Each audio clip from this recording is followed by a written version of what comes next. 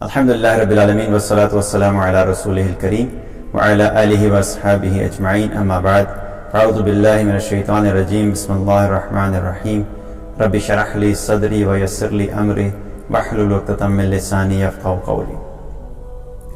قرآن کے بارے میں ہمارا کیا ایمان ہے؟ ذالک الکتاب لا ریب فیہ، اس کتاب میں کسی قسم کی کوئی شک کی گنجائش نہیں ہے۔ ہمارا ایمان کیا ہے کہ اللہ تعالیٰ نے قرآن میں جو کچھ بھی فرمایا ہر چیز پر حق، اس کی ہر آیت، اس کا ہر حرف، اس کا ہر لفظ وہ برحق ہے۔ اور اللہ تعالیٰ نے قرآن میں جہاں جہاں پر بھی جس چیز کا وعدہ کیا ہے وہ بھی برحق ہے، جس عمل کے کرنے پہ جس انعام کا وعدہ ہے وہ بھی برحق ہے۔ اور اللہ کے بارے میں ہمارا ایمان یہ بھی ہے کہ اللہ تعالیٰ اپنے وعدے کے خلاف نہیں کرتا۔ ان اللہ لا یخلف المیعاد، اللہ تعالیٰ کبھی بھی اپنے وعدے کے خلاف نہیں کرتا۔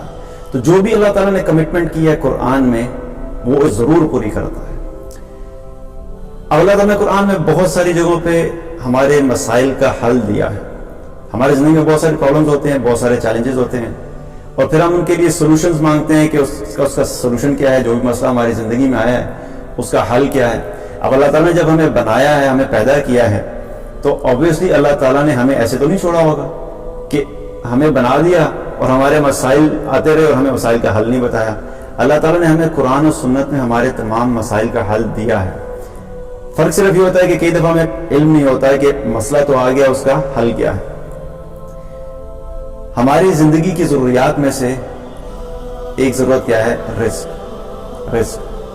ہمیں کھانا چاہیے، ہمیں گھر چاہیے، ہمیں اپنے بچوں کے لیے، فیملی کے لیے ضروریات کو پورا کرنے کے لیے رزق چاہیے ہوتا ہے، اور یہ ہماری ضرورت ہے۔ اور یہ رزق ہماری زندگیوں میں کبھی زیادہ ہوتا ہے، کبھی کم ہوتا ہے، اور اس رزق کے بارے میں اللہ تعالیٰ سے مانگنا، حلال طریقے سے اس کو حاصل کرنا اور اس کی کشادگی ہونا، اس میں کوئی غلط بات بھی نہیں ہے، بلکہ رسول اللہ صلی اللہ علیہ وسلم نے ہمیں اس چیز کا حکم دیا کہ اللہ سبحانہ تعالیٰ سے کبھی بھی آزمائش نہیں مانگنی چاہیے، کبھی بھی تنگی نہیں مانگنی چاہیے۔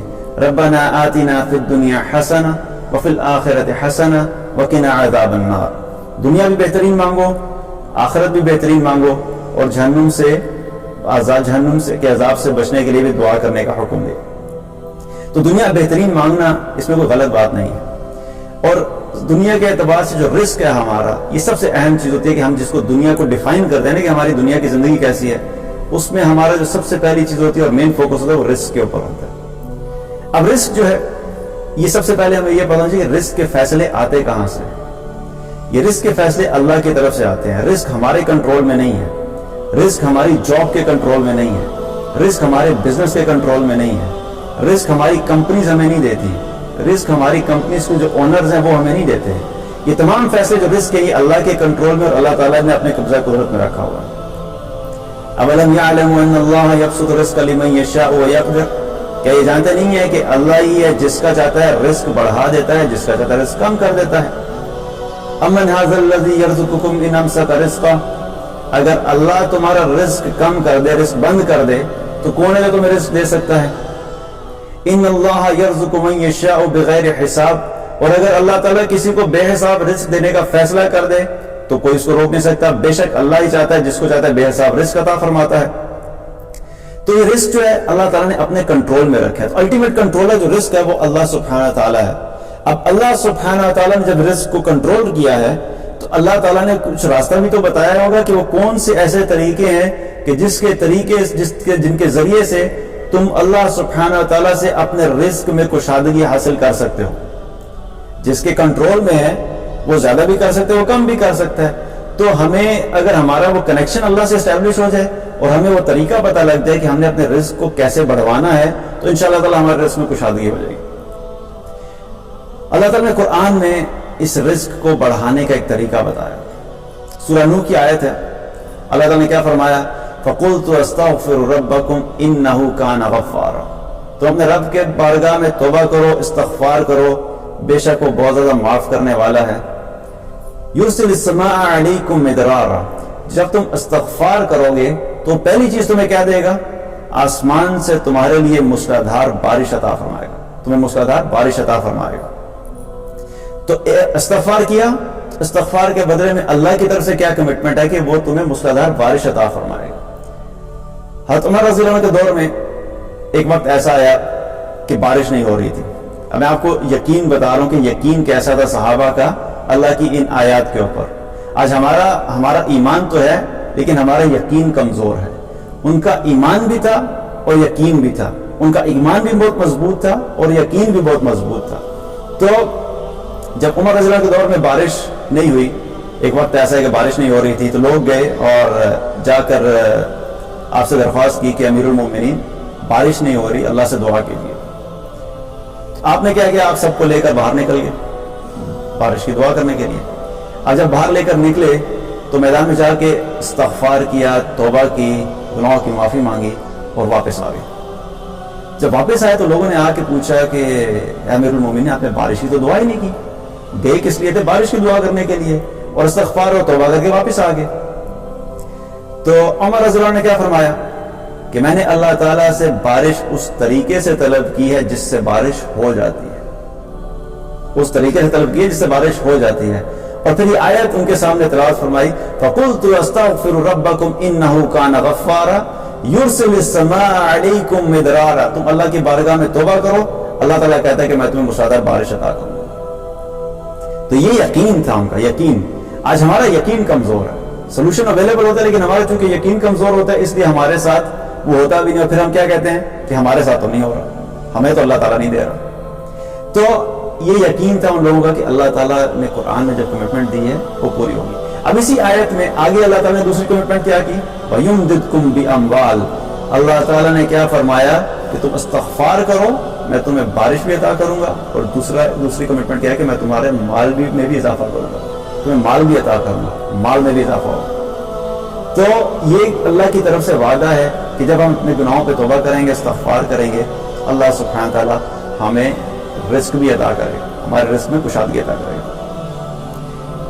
رسول اللہ صلی اللہ علیہ وسلم نے ابن ماجہ کی ایک حدیث ہے جس میں آپ صلی اللہ علیہ وسلم نے فرمایا کہ جو شخص بھی اللہ کی بارگاہ میں کثرت سے توبہ کرتا ہے، اپنے گناہوں کی معافی طلب کرتا ہے، اس کے بارے میں کیا فرمایا کہ اس کو 3 انعام اللہ تعالیٰ عطا فرماتے ہیں، 3 انعام۔ پہلا انعام اللہ کی طرف سے کیا ہوتا ہے؟ جو شخص کثرت سے استغفار کرتا ہے، اللہ سبحانہ و تعالیٰ اس کو ہر غم سے نجات عطا فرماتے ہیں۔ کثرت سے استغفار کی، اللہ تعالیٰ ہر غم سے نجات عطا فرماتے ہیں۔ دوسرا انعام اللہ کی طرف سے کیا ملتا ہے؟ اللہ تعالیٰ ایسے شخص کی ہر مشکل کو آسان کر دیتے ہیں، اس کو ہر مشکل سے نکال دیتے ہیں۔ اور تیسرا انعام اللہ تعالیٰ کیا فرماتا ہے کہ ایسے شخص کو اللہ تعالیٰ رزق ایسی جگہ سے مہیا کرتا ہے جہاں سے وہ سوچ بھی نہیں سکتا۔ اب قرآن میں اللہ نے کمٹمنٹ دی، تم استغفار کرو میں تمہارے رزق کو بڑھا دوں گا۔ رسول اللہ صلی اللہ علیہ وسلم نے بتا دیا تم استغفار کرو، اللہ تعالیٰ تمہیں رزق ایسی جگہ سے دے گا جہاں سے تم سوچ بھی نہیں سکتے۔ اور قرآن اور کے بارے میں اور رسول اللہ صلی اللہ علیہ وسلم کی بتائی ہوئی باتوں کے بارے میں، احکامات کے بارے میں ہمارا ایمان کیا ہے کہ وہ 100% حق ہیں اور وہ 100% سچ ہے۔ تو ہمیں کرنا کیا ہے کہ ہمیں اپنی زندگی میں یہ دیکھنا ہے کہ ہمارے رزق میں کمی آ کیوں رہی ہے، اور اس رزق کی کمی کو دور کرنے کے لیے ہمارے پاس جو سولوشن ہے وہ اللہ تعالیٰ نے یہ عطا فرمایا۔ اب فرق کدھر آتا ہے، مسئلہ کہاں پہ آتا ہے؟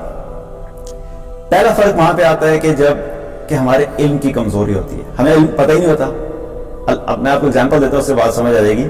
کوئی بھی گاڑی اگر اچھی گاڑی ہے، بہت ایکسپینسو کار ہے، جو مینوفیکچرر گاڑی بناتا ہے، اب اس نے گاڑی تو بنا دی اور بڑی زبردست بنا دی اور ساری دنیا میں مشہور بھی گاڑی بہت زبردست ہے، لیکن اس گاڑی کے اندر پرابلم کیا ہے کہ اس گاڑی کو پتہ نہیں کہ آپریٹ کیسے کرنا ہے۔ اگر اس میں مسئلہ آ گیا تو اس کا جو آفٹر سیل سپورٹ ہے اس کے لیے کسی میکینک کو یہ پتہ ہی نہیں کہ اس کو ٹھیک کیسے کرنا ہے، تو گاڑی چاہے جتنی مرضی ایکسپینسو ہوگی وہ فلاپ ہو جائے گی۔ کیوں فلاپ ہو جائے گی؟ کیونکہ بنانے والے نے یہی نہیں بتایا کہ اگر مسئلہ آ جائے گا تو اس مسئلے کو حل کیسے کرنا ہے۔ اسی طریقے سے اللہ سبحانہ تعالیٰ ہمارا مینوفیکچرر ہے، ہمارا کریٹر ہے۔ جب اللہ تعالیٰ نے ہمیں بنایا ہے تو اللہ کو پتا تھا کہ ہماری زندگی میں کچھ مسائل آئیں گے، تو جب مسائل آئیں گے تو ایسا تو نہیں کہ اللہ تعالیٰ نے ہمیں چھوڑ دیا، تو اللہ تعالیٰ نے مسائل کا حل ہمیں دیا ہے کہ دیکھو تمہاری زندگی میں جب مسئلہ آئے تم یہ عمل کر لو، اس عمل کے ذریعے سے تمہارا مسئلہ حل ہو جائے گا۔ اب اگر ہمیں اس کا علم نہیں ہے، ہمیں پتہ ہی نہیں ہے کہ اس مسئلے کا حل کیا ہے، تو ہم ظاہری بات ہے وہ مسئلہ حل ہو ہی نہیں سکتا کیونکہ علم نہیں ہے۔ اور کئی دفعہ کیا ہوتا ہے کہ علم تو ہے لیکن یقین نہیں ہے، پتہ ہے کہ ہاں بھی استغفار کرنے سے اللہ تعالیٰ رزق میں فراوانی کر دے گا، رزق بڑھا دے گا، لیکن نہ توبہ کرتے ہیں نہ استغفار کرتے ہیں تو مسئلہ حل نہیں ہوگا۔ اور کئی دفعہ ہوتا ہے کہ یقین بھی ہوتا ہے لیکن عمل نہیں ہوتا، پتہ بھی ہے کہ ہاں اللہ تعالیٰ استغفار کرنے سے رزق میں کشادگی کرتا ہے، توبہ کرنے سے رزق میں کشادگی ہوتی ہے، یہ بھی یقین ہے کہ ہاں ہوتا بھی ہے، لیکن عمل نہیں کریں گے تو فائدہ نہیں ہے۔ تو یہ تینوں چیزیں ضروری ہیں، اس کا علم ہونا، یقین ہونا اور پھر عمل بھی ہونا۔ جب یہ تینوں ہوں گی تو تب جا کے ہماری زندگیوں میں وہ ثمرات اور وہ برکات ہمیں نظر آئیں گی جن کا وعدہ اللہ تعالیٰ نے اور اللہ کے رسول صلی اللہ علیہ وسلم نے کیا ہے۔ تو اس لیے سب سے پہلے کیا چاہیے، ہمیں اپنے یقین کو درست کرنا۔ ہمارا یقین جتنا ہمارا یقین ہے نا کہ جب سر میں درد ہوتا ہے تو میں پیناڈول لوں گا تو میرے سر کا درد ٹھیک ہو جائے گا، یہ یقین ہے کہ پیناڈول سے سر کا درد ٹھیک ہو رہا ہے۔ جب مجھے بھوک لگے گی، میں کھانا کھاؤں گا تو میری بھوک ختم ہو جائے گی، یہ یقین ہے کہ کھانا میری بھوک کو ختم کر رہا ہے۔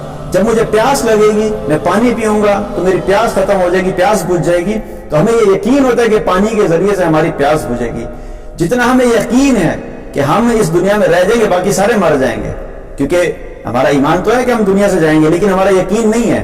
ہمیں یقین کیا ہوتا ہے، دل کی کیفیت یہ ہوتی ہے کہ میں شاید اس دنیا میں رہوں گا لیکن باقی سارے ختم ہو جائیں گے، تو ہمیں یہ یقین ہے کہ شاید ہم نے دنیا سے نہیں جانا۔ تو جتنا ہمیں ان چیزوں کا یقین ہے، اگر ہمیں اتنا یقین ہمارا اللہ کی آیات پہ ہو جائے اور رسول اللہ صلی اللہ علیہ وسلم کے بتائے ہوئے احکامات پہ ہو جائے تو ہماری زندگی بالکل تبدیل ہو سکتی ہے، ہماری زندگی کے مسائل حل ہو سکتے ہیں۔ ہمیں اپنے اس یقین کو درست کرنا ہے۔ جو بھی عمل کریں، جب اللہ تعالیٰ نے اور اللہ کے رسول صلی اللہ علیہ وسلم نے کمٹمنٹ دی ہے، اس چیز کے اوپر پورا یقین رکھیں کہ جب میں اس چیز کو اپناؤں گا، جب میں اس چیز پہ عمل کروں گا، اللہ تعالیٰ مجھے ان مشکلات سے نکال دے گا۔ تو کیا کرنا ہے، رزق چاہیے، رزق کی جو میں برکت چاہیے، تو پہلا کام کیا کرنا ہے کہ کثرت سے اپنے گناہوں کی توبہ کرنا، گناہوں پہ توبہ کرنا اور استغفار کرنا۔ اب استغفار کا مطلب کیا ہے؟ اس کا مطلب کیا ہے کہ صرف صبح شام 100 دفعہ استغفار کی تسبیح پڑھ لی تو مسئلہ حل ہو جائے گا؟ اس کا مطلب کیا ہے کہ اپنی گناہوں پہ توبہ کرنا۔ استغفار کا مطلب صرف یہ نہیں ہے کہ استغفار کی تسبیح پڑھنی ہے، بلکہ اس کا مطلب کیا ہے کہ ہم نے اپنے گناہوں پہ توبہ کرنی ہے، جو بھی گناہ ہوا اس جو سرزد اس پہ توبہ کرنا ہے۔ اب توبہ کیسے کریں گے؟ توبہ کے بارے میں کیا، توبہ کا طریقہ کیا ہے کہ اچھے طریقے سے وضو کرنا، اور وضو کرنے کے بعد 2 رکعت نماز نفل پڑھنا، جس کو ہم صلاۃ التوبہ بھی کہتے ہیں۔ 2 رکعت نماز نفل پڑھنا اور اپنے گناہوں کے اوپر ندامت ہونا، رونا، اللہ کی بارگاہ میں گڑ گڑانا، اللہ سے معافی طلب کرنا۔ جو شخص یہ کرتا ہے اللہ سبحانہ وتعالیٰ اس کے گناہوں کو معاف کر دیتا ہے، اور اللہ تعالیٰ کی کمٹمنٹ ہے۔ اللہ تعالیٰ نے قرآن میں کیا فرمایا، یا عبادی الذین اسرفوا علی انفسہم لا تقنطوا من رحمت اللہ ان اللہ یغفر الذنوب جميعا انہ هو الغفور الرحیم، کہ اپنے بندوں سے کہا کہ اے میرے بندو تم اللہ کی رحمت سے مایوس مت ہونا، بے شک اللہ تعالیٰ تمام گناہوں کو معاف کر دے گا اور بڑا غفور رحیم ہے۔ اللہ نے کمٹمنٹ دی ہے کہ جب تم توبہ کرو گے تو اللہ تعالیٰ تمہارے گناہوں کو ضرور معاف کرے گا، اور اللہ سبحانہ تعالیٰ نہ صرف معاف کرے گا بلکہ ایک جگہ پہ قرآن میں اللہ تعالیٰ نے کیا کمٹمنٹ دی کہ جب تم توبہ کرو گے الا من تاب وآمن وعمل عملا صالحا فاولئک یبدل اللہ سیئاتہم حسنا۔ اللہ سبحانہ تعالیٰ یہاں پر یہ کمٹمنٹ نہیں دے رہا کہ میں صرف گناہ معاف کر دوں گا، بلکہ اللہ کی طرف سے وعدہ ہے، کمٹمنٹ ہے کہ جب تم اللہ کی بارگاہ میں توبہ کرو گے، جو شخص بھی توبہ کرے گا، ایمان لے آئے گا، نیک اعمال کرنا شروع کر دے گا، اللہ تعالیٰ فرماتا ہے کہ میں اس کے گناہوں کو نیکیوں سے تبدیل کر دوں گا۔ تو اللہ تعالیٰ گناہوں کو نیکیوں سے تبدیل بھی کر دے گا۔ تو استغفار کا مطلب کیا ہے کہ ہم نے اپنے گناہوں پہ توبہ کرنی ہے۔ جب ہم توبہ کثرت سے کریں گے تو اللہ تعالیٰ اس کے ذریعے سے ہمارے رزق میں برکت عطا فرمائے گا۔ اب توبہ کرنے کے لیے شرط کیا ہے؟ توبہ صرف ایسی نہیں ہے کہ بس دل میں یقین ہے کہ نہیں گناہ تو میں کرتا رہوں گا لیکن ساتھ ساتھ توبہ، 2 رکعت نفل توبہ کے بھی چل رہے ہیں اور گناہ بھی ساتھ ساتھ چلے جا رہا ہوں، جی میں توبہ تو کر رہا ہوں، یہ توبہ نہیں ہے۔ توبہ کے بارے میں کچھ شرائط ہے جو علماء نے بیان کی ہیں، اہل علم نے۔ پہلی شرط کیا ہے کہ انسان اس گناہ کو فوراً چھوڑ دے، فوراً چھوڑ دے۔ مثال کے طور پہ کوئی شخص میوزک سنتا ہے، میوزک کیا اللہ کی نافرمانی ہے، اللہ تعالیٰ نے منع فرمایا، اللہ کے رسول صلی اللہ علیہ وسلم نے منع فرمایا۔ اب ایک طرف وہ کہتے ہیں میں میوزک بھی سنتا رہوں گا لیکن ہر روز 2 رکعت نفل صلاۃ التوبہ بھی پڑھتا رہوں گا، تو یہ توبہ نہیں ہے۔ توبہ کی پہلی شرط کیا ہے کہ اس گناہ کو چھوڑنا ہے، جس گناہ سے بھی آپ توبہ کرنا چاہ رہے ہیں اس گناہ کو چھوڑنا ہوگا، پہلی شرط۔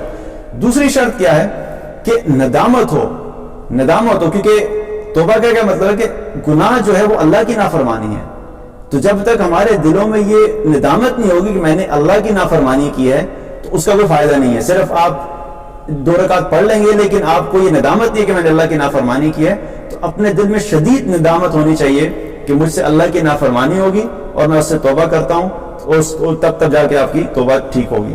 تو تیسری شرط کیا فرمائی اہل علم نے؟ آئندہ کبھی نہ کرنے کا پکا ارادہ، کبھی نہ کرنے کا پکا ارادہ۔ ادھر 2 رکعت نماز نفل پڑھ رہے ہیں اور ذہن میں پلان کر رہے ہیں کہ نیکسٹ ٹائم میں نے کب کرنا ہے۔ کانسرٹ پہ جانے کی عادت پڑ گئی تھی، کانسرٹ تو چھوڑ، ابھی کانسرٹ سے ہو کے آیا کوئی شخص اور اس کو احساس ہو گیا کہ مجھ سے غلطی ہو گئی ہے، اس نے توبہ کر لی، لیکن ساتھ ہی اٹھنے کے بعد چیک کر رہا ہے کہ اگلا کانسرٹ کا شیڈیول کب آ رہا ہے، نیکسٹ کانسرٹ کب ہونا ہے۔ تو یہ کوئی توبہ نہیں ہے۔ آئندہ کبھی نہ کرنے کی پکا ارادہ ہونا چاہیے کہ میں آئندہ زندگی میں اس چیز کو کبھی نہیں کروں گا۔ تو یہ 3 شرائط بیان فرمائی۔ پہلی شرط کیا ہے کہ گناہ کو فوراً چھوڑ دینا، دوسری شرط کیا ہے سخت ندامت ہونا، اور تیسری شرط کیا ہے کہ اس کو آئندہ کبھی نہ کرنے کا پکا ارادہ کرنا۔ جب یہ 3 شرائط پوری ہوں گی اور ان کے ساتھ آپ 2 رکعت نماز نفل پڑھیں گے، اللہ کی بارگاہ میں توبہ کریں گے، اللہ تعالیٰ ہر گناہ کو معاف کر دے گا، بڑے سے بڑے گناہ کو بھی اللہ تعالیٰ معاف فرما دے گا۔ تو اب یہ ہے کہ سولوشن تو ہمارے پاس موجود ہے، لیکن اگر یہ فائدہ اس وقت ہی ہوگا جب ہم اس کو اپنی زندگی میں امپلیمنٹ کریں گے۔ اگر ہم اس کے اوپر عمل نہیں کریں گے تو یہ صرف باتیں رہ جائیں گی اور اس کا ہمیں فائدہ اپنی زندگی میں نہیں ہوگا۔ اس کی ایگزامپل ایسے ہی ہے، کوئی شخص آ کے، کیونکہ مجھے اکثر میسیج آتے ہیں، لوگ کہتے ہیں جی رزق کا مسئلہ ہے، ہمارے لیے دعا کریں اللہ تعالیٰ ہمارے رزق میں برکت دے دے۔ بہت سے لوگوں کا مسئلہ ہے، اور آج کل تو بہت زیادہ کامن ہو گیا، ہر انسان کو سب سے زیادہ فکر جو ہے نا وہ کس چیز کی، اپنے رزق کی ہے۔ جب بھی ڈسکشن ہوتی ہے کسی سے، تو جب لوگ اپنے مسائل کا ذکر کرتے ہیں تو اس میں سب سے مین مسئلہ کیا ہوتا ہے؟ بس میرے لیے دعا کریں اللہ تعالیٰ میرے رزق میں برکت دے دے، دعا کریں اللہ تعالیٰ ہمارے رزق میں کشادگی دے دے۔ تو یہ بہت بڑا مسئلہ بن کے لوگوں کا۔ اب اس کا سولوشن اللہ نے دیا ہے، تم توبہ کرو، استغفار کرو، اللہ کے رسول صلی اللہ علیہ وسلم نے بتایا۔ اب اگر ہم نہیں کریں گے تو تب تک ہماری زندگی میں مسئلے حل نہیں ہوں گے۔ ایگزامپل اس کی ایسے ہی ہے کہ کسی شخص کو سخت بھوک لگی ہوئی ہے، آپ اسکول سے آئیں اور شدید بھوک کی حالت میں ہیں، اور آتے ہی آپ کہتے ہیں امی کو کہ بہت سخت بھوک لگی ہوئی ہے، تو امی کیا کہتی ہیں؟ کھانا لگا ہوا کھانا کھا لو۔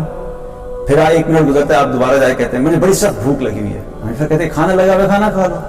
بھوک کا سولوشن کیا ہے؟ کھانا کھانا۔ پھر آپ 3 دفعہ کہتے ہیں، 4 دفعہ کہتے ہیں، تو چوتھی دفعہ امی بھی ریٹ ہوتی ہے کھانا لگا ہوا کھانا کھا لو۔ تمہارے اپنے ہاتھ میں سولوشن ہے، تمہیں سولوشن بتا دیا ہے۔ جب اب آپ اگر کھانا نہیں کھائیں گے تو آپ کی بھوک نہیں ختم ہوگی۔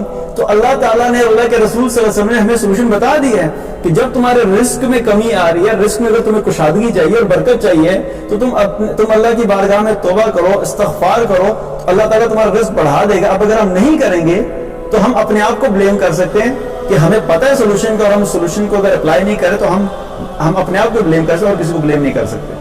تو انشاءاللہ یہ جو رزق میں کیسے برکت ہو سکتی ہے اس سلسلے میں ایک پہلا بیان ہے۔ اس میں مزید بھی ہم وہ تمام سٹیپس اور وہ تمام چیزیں جو اللہ تعالیٰ نے اور اللہ کے رسول صلی اللہ علیہ وسلم نے بتائیں کہ جن کے ذریعے سے ہم اپنی زندگیوں میں رزق میں برکت اور کشادگی لے سکتے ہیں، اس پہ آگے بھی بات کریں گے، لیکن اس پہ فوکس کرنا ہے ہم نے توبہ کی عادت ڈالنی ہے، ہر روز توبہ کرنی ہے۔ اور ایسا نہیں ہے کہ کوئی شخص یہ کہ اچھا میں اب 2 رکعت نماز نفل توبہ کے ابھی پڑھ لوں گا تو بس اب ساری زندگی کے لیے 2 رکعت کافی ہیں۔ کثرت سے کرنا ہے، ہر روز کرنا ہے۔ اور یہ بھی نہیں ہو سکتا کہ کوئی شخص ہے کہ مجھے آپ بتا دیں میں اگلے 1 سال کی توبہ جو ہے نا اکٹھی ایڈوانس میں ہی کر لوں، ایسا نہیں ہو سکتا۔ کبھی کھانا بھی ہم 1 سال کا ایڈوانس میں نہیں کھا سکتے، رائٹ؟ پورے سال کا کھانا جو ہم ایک دن کر کے کھاتے ہیں، اسی طریقے سے توبہ بھی جو ہے ہم نے ہر روز کرنی ہے۔ اللہ کی بارگاہ میں جتنی زیادہ توبہ کریں گے اتنے زیادہ ہی انشاءاللہ تعالیٰ اس کا فائدہ ہماری زندگی میں آئے گا۔ اللہ سبحانہ وتعالیٰ ہم سب کو عمل کی توفیق عطا فرمائے۔